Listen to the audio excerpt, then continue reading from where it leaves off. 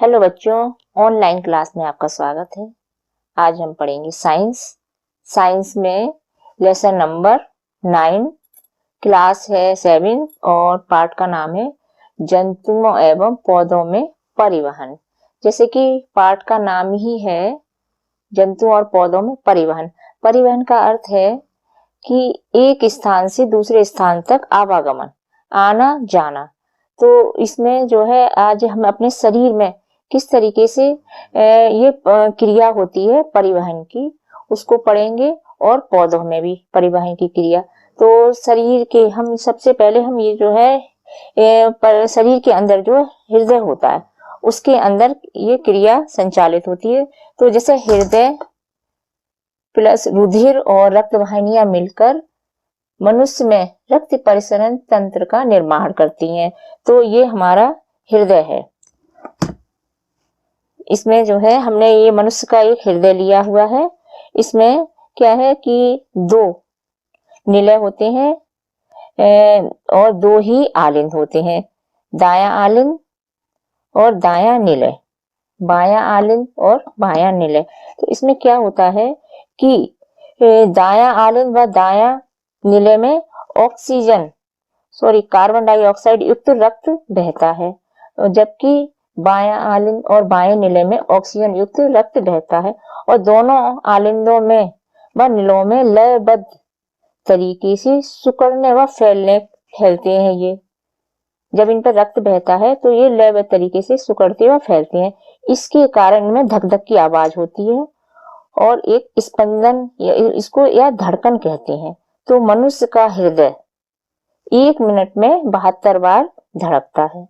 तो इस तरीके से इसमें रक्त का आना और जाना ही इसमें मनुष्य के हृदय में परिवहन होता है। तो ये क्रिया जो एक परिसरण तंत्र के अंदर संपादित होती है। इसी तरीके से पौधों में परिवहन, तो पौधों में क्या है कि पौधों में जड़ों से लेकर पत्तियों तक यानी पूरे पौधे में एक तंत्र या जाल बिछा होता है, जिसमें जड़ों में मूल रोम से खनिज लवण खाद्य पदार्थ जो होते हैं पौधे की जाइलम वाहिनियों से तने तक पहुंचते हैं, फिर तने से पत्तियों तक। पत्तियों में सूर्य के प्रकाश में प्रकाश संश्लेषण की क्रिया के द्वारा जो है पत्तियों पे एक फ्लोएम वाहिनी होती है, उसके द्वारा पौधे के समस्त भाग तक पहुंचाया जाता है।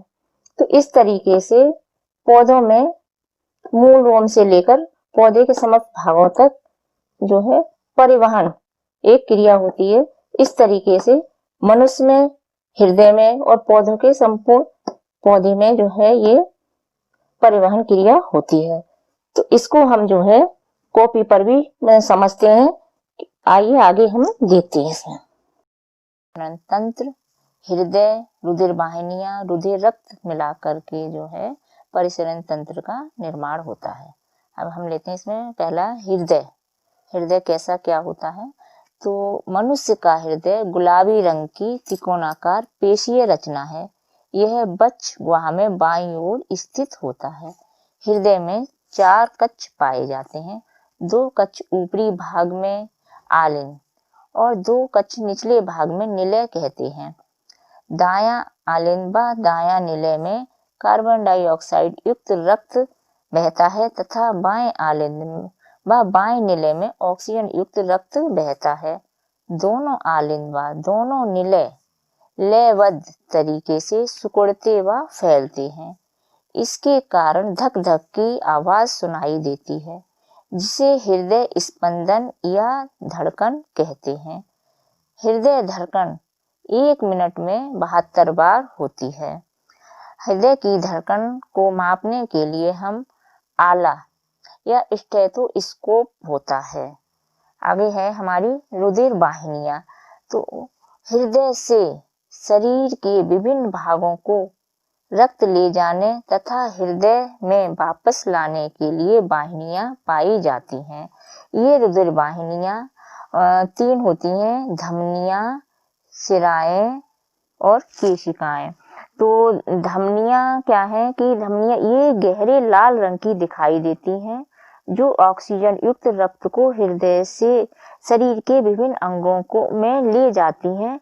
ये शरीर की गहराई में स्थित होती हैं। इनकी दीवारें मोटी लचीली होती हैं क्योंकि इनमें रक्त अधिक दबाव से बहता है।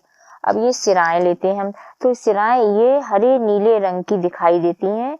ये शरीर में कम गहराई में स्थित होती हैं। इन्हें हम त्वचा के निचले भाग में आसानी से देख सकते हैं, है ना। अब ये लेते हैं हम केशिकाएं।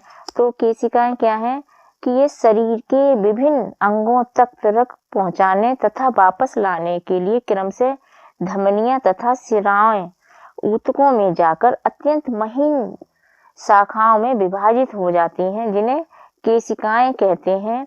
इनकी दीवारें बहुत पतली होती हैं। अब अगला लेते हैं हम रुधिर यानी ब्लड। शरीर में खरोंच चोट लग जाने पर लाल रंग का बहने वाला तरल पदार्थ जो होता है वही रक्त होता है। रक्त सभी कशेरुकीय जंतुओं में पाया जाता है, जैसे मछली, मेढक, छिपकली, चिड़िया, बकरी और मनुष्य। मनुष्य के रुधिर के दो भाग होते हैं, एक है रुधिर कणिकाएं और दूसरा प्लाज्मा। तो पहला है रुधिर कणिकाएं। रुधिर का 45% भाग इससे बनता है। ये 3 प्रकार की होती हैं, RBC red blood corpuscles, WBC white blood corpuscles और ये है रुधिर प्लेटलेट्स। प्लाज्मा हल्का पीला व साफ व चिपचिपा तथा पारदर्शी तरल पदार्थ होता है। सामान्य रूप से इसमें 90% जल तथा 10% अकार्बनिक व कार्बनिक पदार्थ होते हैं। मनुष्य के रक्त को 4 वर्गों में बांटा गया है, वर्ग ए, वर्ग बी, AB तथा O वर्ग आदि। रुधिर यानी रक्त देने वाले को दाता व रुधिर प्राप्त करने वाले को ग्राही कहते हैं। तो सर्वदाता O वर्ग वाला व्यक्ति सर्वदाता होता है और AB वर्ग वाला व्यक्ति सर्वग्राही होता है। अब यह है हमारा पौधों में परिवहन। पौधों में जड़ों से लेकर पत्तियों तक वाहिनियों का एक तंत्र होता है, जिसमें जाइलम व फ्लोएम जड़ों द्वारा अवशोषित जल एवं खनिज लवणों के घोल को तने से होते हुए पत्तियों तक पहुंचाते हैं और पत्तियों में निर्मित भोजन फ्लोएम द्वारा पौधे के समस्त भागों तक पहुंचाया जाता है। तो इस प्रकार हमने ये पाठ पढ़ा। अब हम इसका अभ्यास कार्य देखते हैं। देखिए, ये है हमारे सही विकल्प छांट कर लिखना। तो पहला का है पौधों में जल का परिवहन होता है, तो किसके द्वारा? जाइलम के द्वारा, है ना। तो इसका आ सही है, हमने आ पर टिक लगाएंगे। खा है जड़ों द्वारा जल के अवशोषण की दर को बढ़ाया जा सकता है, उन्हें हम पॉलीथीन की थैली से ढककर है। अब लगा लेते हैं रक्त का लाल रंग किस वर्णक के कारण होता है? तो इसमें दा सही है, हीमोग्लोबिन। अगला है विश्राम की अवस्था में एक वयस्क व्यक्ति की नाड़ी स्पंदन करती है कितनी बार? 72 बार। इसका बात सही है 7।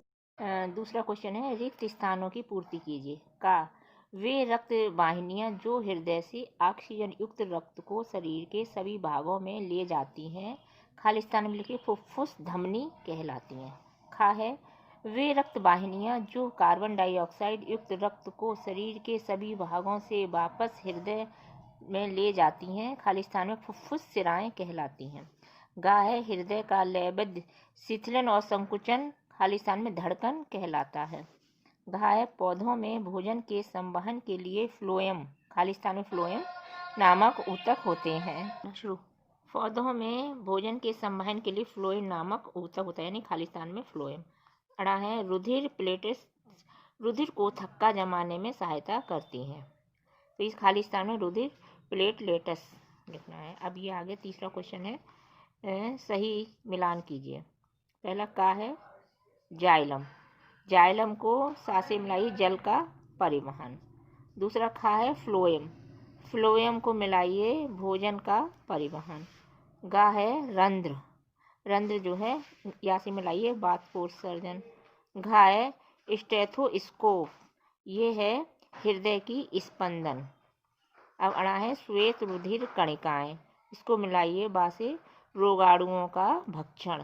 अब उसके बाद अगला लेते हैं हम, ये है सही और गलत के निशान लगाने हैं। तो पहला है इसमें का, मनुष्य की लाल रुधिर कणिका केंद्र युक्त होती हैं, तो इसमें क्रॉस लगा लीजिए। खा है रुधिर वर्गों से रुधिर आधान में सहायता मिलती है, सही, इसमें राइट लगाइए। गा है रुधिर वर्गों का निर्धारण एंटीजन द्वारा होता है, तो इसमें राइट का लगाइए। घा है स्वस्थ मनुष्य का रक्तदाब 120 mmHg होता है, ये भी सही है, राइट। तो अब आपने ये पूरा पाठ पढ़ा और समझा। मिलते हैं अगली पार्ट में, तब तक के लिए नमस्ते।